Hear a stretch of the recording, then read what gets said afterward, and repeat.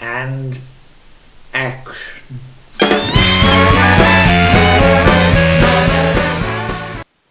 There must be a famine on somewhere, because we were just letting our midday meal go down when in walks the vicar with some envelopes. Breezes in, anorak, running shoes.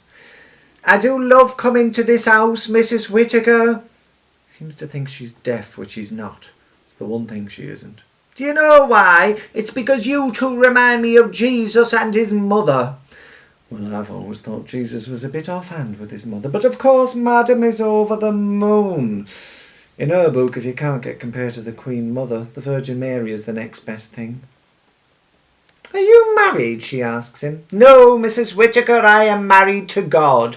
"Well, where does that leave you with the housework?" she said. "And where did you get those shoes?" "These are training shoes, Mrs. Whittaker." "Training for what? Are you not fully qualified?" "I'd be much obliged if you'd pursue the amateur operatics in your own time. I'm sure if Mr. Wallace wants you to smear your grimy hands all over the piano, he'll ask." It's a crime, it never gets played. It's Mr. Wallace's favourite piece of furniture. You lifted me, you held me up, you never asked how high. You showed me things, you woke me up, you really let me fly. Do I have a God complex? Do you have the vaguest clue how talented someone has to be to lead a surgical team? I have an MD from Harvard. I am board certified in cardiothoracic medicine and trauma surgery, and I have been awarded citations by 7 medical boards.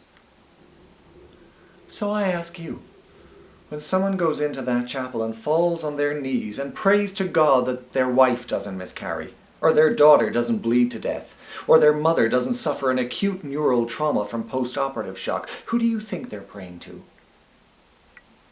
You go ahead and read your Bible, Dennis. Go along to your church. With any luck, you'll win the annual raffle.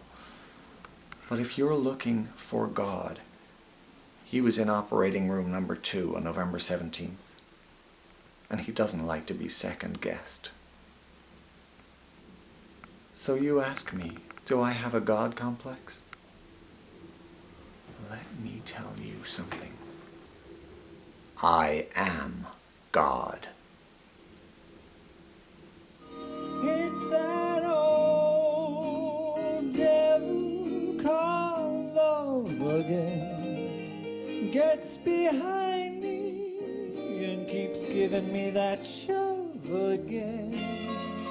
Putting rain in my eyes, tears in my dreams. If I asked you about love, you'd probably quote me a sonnet. But you have no real idea what it's like to look at a woman and feel totally vulnerable.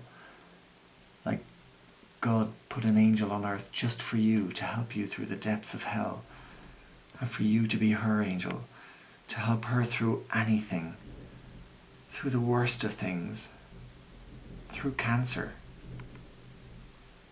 And you don't know what it's like to sit in a hospital room late at night, holding her hand, helping her through anything, knowing that the doctors look at you and understand that the terms visiting hours don't apply to you.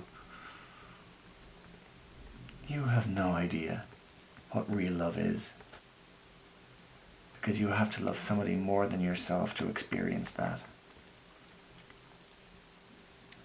And I doubt you ever loved anybody that much. Good evening.